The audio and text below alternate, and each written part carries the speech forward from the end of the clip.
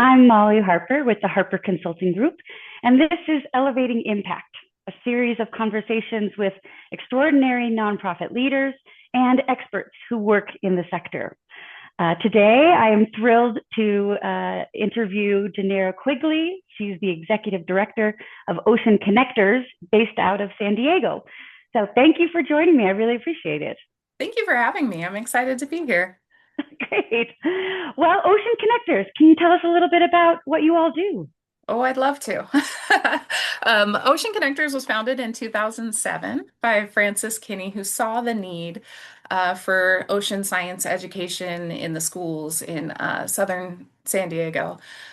We had a very unique anomaly where green sea turtles were being reported in San Diego Bay, and that was Wow. because there was an output from a power plant that was outputting hot water into San Diego Bay, and the green sea turtles were attracted to that and had begun to nest and all of that in San Diego Bay. And so it started out very small as taking fourth graders out to learn about the ocean ecosystem and see this fantastic opportunity that the green sea turtles, are right here in our backyard, and then learn about what we can do to protect them. Over the last 20 years, that's grown and grown. And Ocean Connectors now reaches all students in National City, TK through 12, and students throughout San Diego County. We've also expanded to reach community members at large. So everybody that has an interest in getting Great. out on the water, learning about our ocean ecosystems, how they can protect them, and making it fun. What we realized is, field trips aren't just for little kids, right? We could all use some field trips in our life and get our hands in it and see what's really going on. We also expanded down to Nayarit, Mexico. What we Wow. saw was that the same species that we're seeing here in San Diego, such as gray whale migration, some of the bird migrations, obviously green sea turtles, they're passing through or stopping in San Diego, but they're also nesting down in southern Mexico. And so we have students in Nayarit, Mexico. We have students in San Diego. They're able to share knowledge about what it is that they're doing in their own community to protect the ecosystem and the animals there. And they share it with each other so that they can see that they're seeing the same animals, that Wow. it's all connected, and what they do really matters. So, yeah, we work with all of San Diego County. We work with all of coastal Nayarit. And it really is just a pleasure watching people light up when they get to see, they didn't realize these animals are right here in our backyard. Oh, that's so exciting. I want to go on a field trip. That sounds Yes, amazing. you're coming. Yes, Okay. please. Okay. Yes, yes, yes, indeed. I love it. I love that, field trips for adults as well as kids. And Right. that's an amazing approach to helping people learn while getting connected with what's happening in their backyard. I love that. And how long have you been with the organization? What drew you to Ocean Connectors? Right. I came on 4 years ago. I took over for the founder, who's still very much involved on our board. And yeah, in the last 4 years, we've expanded to incorporate career pathways for our high school students and the like. It was very interesting. I was able to combine a lot of passions by coming to Ocean Connectors. So the first passion was environmental science and marine biology. But you know how corporate life goes, and you kind of, I got into the education space, I got into nonprofit space, and it was a even international business. I had a stint there. It all Mm. kind of came together with Ocean Connectors because it includes so many of the things that I love, not only science, people, education, helping the community give back. So it drew me in a lot of different ways. That sounds like the perfect storm. Yes. Like when I was like, how did I get so lucky? the universe is shouting at you that this is the right Absolutely. step. That's fabulous. Well, they are lucky to have you.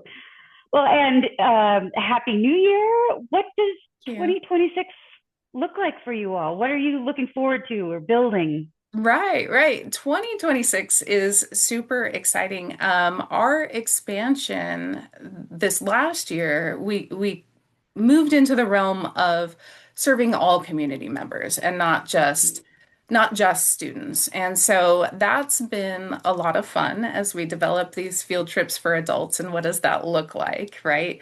Um, and so this next year, expanding our eco tour program so that we can do groups, throw a birthday party with us, come out, Yeah. get on the water, group give back opportunities where we'll have groups coming out to do our kayak cleanups. Right now we have funding for kayak cleanups, but obviously we're working on funding into the future for this. We get people out on the water for free. Kayaking in San Diego Bay isn't necessarily inexpensive. And so we're able to get people onto the water in the kayaks and then out into the refuge and the wetlands, places you wouldn't be able to get Mm. by foot. And what happens in those areas is when the tide rises or after, say, 4th of July or Memorial Day, there's a ton of pollution. When the Mm. tide rises, it deposits that pollution into the wetlands, into the nesting grounds, and again, not accessible by foot. So how do you get it out? Well, we Right. have currently the only permit to go in there and do that, and we get people on the water for free in kayaks as groups getting in there. And to be honest, it's so inspiring because people don't want to leave. We've seen them Ah, pulling out bumpers and tires and all kinds of stuff, and they don't want to stop. They're like, no, there's so much more. So ah, even just this year, we've removed thousands of pounds of trash from the wow. refuge. Mm. And people are so excited about being able to bring their coworkers or their family or their friends when they Yeah. come to town and have that experience that we're really looking forward to expanding that program and continuing Mm. it into the next several years. That's that's fabulous. That's so exciting, and it's also really good to hear that when a lot of nonprofits right now are shrinking their Mhm. services due to financial constraints. Right. Talking to folks who are still growing and expanding is really Right. hopeful. So Yeah. I love to hear that. Yeah. Well, there's Well, definitely some pivoting going on, right? okay, So, okay. expanding into help, like meeting the community where the community's at. So, Mm. expanding into eco tours as well as career pathway development. That's Gotcha. definitely been crucial for the pivot that's been required over the last year or so. Gotcha. Well, and so as we all know, anybody who's working in the nonprofit sector, that the federal funding landscape has changed dramatically, and will probably continue to do so. Have you all been impacted by that? And what are some of the Yeah. pivots you're doing to make sure that you can keep running your programs as well Right. as pivoting, adding more programs? Right. Yeah. I definitely jumped ahead. Yes, it has affected us. Funding through the school districts has dried up. Funding through federal or state or local governments has dried up, so to speak. So there is less funding available there. Grants that we've historically received through those entities are either not available or there's a lot more competition for them Mm. now. So the pivots that I spoke of earlier, like the eco tours or getting into the hospitality industry and the career pathway exploration, I think those are very much mission aligned with what we're doing. Also a little bit more fundable at the moment. The other thing that I'm actually really excited about is, there's always a silver lining, right? And what myself and the colleagues, we have so many amazing partners here in San Diego. Um, Everybody's been kind of stepping up to support one another. And so the collaborations have gotten a lot stronger. And so Mm. what we're finding ourselves doing is I have a meeting with somebody from some of our local tribes next after this is getting together with others that are doing similar work but coming together so that we can reduce the overhead, reduce the overall management, and bring a little bit more holistic programming, and then get a little bit more bang for our buck by doing it that way. So that's been actually really exciting. I've learned a lot from that, and if I started doing shout outs to all of our partners, I know I would miss some, and this would last an hour. But I'm so grateful for those that we work with. Yeah. I'm so glad to hear that. That was going to be one of my next questions Mm. is, the um, different leaders, different organizations take funding challenges in with different strides. And so I was Right. wondering if you're seeing people come together or get more removed and guarded with their funding. So I'm really happy to hear that you're Right. going the other way. That's great. Yes. That's Yes. great. So is there that including, I'm curious about the partnership with your schools, the Mhm. fact that funding has dried up and yet they still have to maintain certain test score, Right. things. How, Right. how, Right. how are they doing with prioritizing programs like this that, aren't the testable, like score Right. Right. work? Right. Well, what we do try to do, there are a few partners, like outside partners that work with the district as well, and we're all kind of working together to create, Mm, get again the most bang for our buck for the students. And we've worked with the district for a long time, so oh, it was great. definitely a collaborative process. We have come together to make sure that we are hitting the standards, the scientific standards that the state is requiring. So it is Oh, definitely not just right. an extra, oh, great, you get to do something great and learn and do a field trip, but it is part of their testing. So we do hit Ah, state standards and incorporate our lesson plans into the lesson plans that are already happening with the teachers. So it is definitely, oh, that's it's a brilliant. process. It's not just something that we plug in there. So we're getting input all the way around. And we're getting creative. Working with the County Office of Education to see where the needs are, what funding is available, because it's not Right. just that funding goes away. It's okay, what is the state funding? How is it mission aligned? I know I mentioned career pathways. Yeah, yeah. That's a big pivot for us, and one that we're really proud of because that's our goal, right? Our goal is to empower students to be future environmental stewards, and what better way than showing them all the intersections of Mm, it's not just marine biology, it's not just right. oceanography. You could be in the medical world, and there is a Mm, crossover with marine biology. Aquaculture is a crossover with marine bio engineering. There's so many different pathways to take, and right. right now, everything ebbs and flows, and that one tends to be one that's a little bit more easily funded.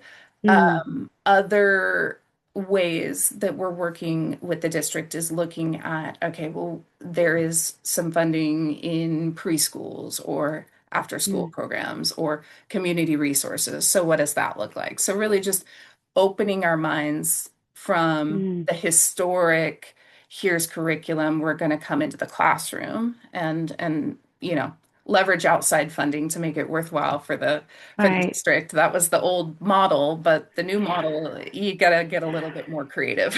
Right. Gotcha. Yeah. Well, that sounds amazing. I love the fact that the curriculum is intertwined and building on each other. That's so fabulous. And career development, I think, is going to be more vital with every dollar that's cut. Career development is going to be Right, even right, more important. So right. that's absolutely wonderful. So what else would you like us to know about Ocean Connectors? How can people support you? Ooh, all right. We're getting into the good side. I can talk all day. Yeah. What would I like for you to know about Ocean Connectors? Um, we can be found easily online, oceanconnectors.org. We have our education programs there. We showcase our eco tours there, and then our big community give back opportunities. So, would you like to join us on a restoration day? We have like STEAM fair days. We also host our partners like Olivewood Gardens and Fleet Science Center.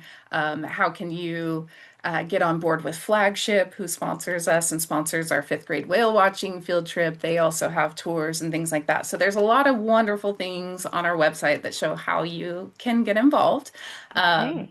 and yeah, that would be the best way to see what it is Okay. that we're doing and get in contact with us. And I'm assuming cold hard cash is always welcome. You know, we'll take it. Yeah, We got you lots of know. great things to do with that.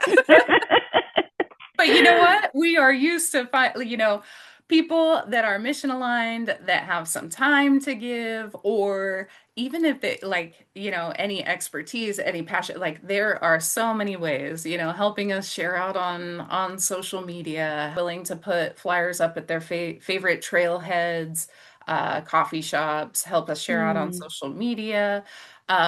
We even have groups of students as well as corporate give back groups or, groups of friends that we have a couple of opportunities. One is where they take sea glass and to do like a bracelet making party or program, and they help us make sea glass bracelets that we Oh, use as prizes for our students to remind them of what they're working so hard to protect. And same thing with Ocean Pals. I wish I had grabbed one, but we've given them all away already. But they're little crochet oh, ocean good, good. keychains, and the kids love to put them on their backpacks. So we have groups of people that are assisting, and we can run fundraisers and things like that to get people artistically helping create these prizes. But we also use them as a way to generate some cash flow. So at events, you can adopt an Ocean Pal or donate and get one of the student made sea glass bracelets. So we have I love it. different ways because engaging, you and I both know, right? Like spare time, spare money doesn't come around so easy, especially not right now. So what are Right, other right. ways that people are wanting to get involved, wanting to participate. So not only do we have free programs, we have ways that people can volunteer that wouldn't necessarily, take them too far out of their element, like whatever they're comfortable with. We have pathways for everybody to participate. That's great. Well, this is so exciting. I can't wait to come down and and see it for Yes, myself. please. You're doing wonderful work. Yes, adult field trip. Yes, yes, yes. So, Janaira, thank you so very much for your time. It was wonderful to meet you, and thanks for joining us. Yeah, thank you. I really appreciate the opportunity. And next time you're in San Diego or Nayarit, Mexico, we are going to get you out on the water.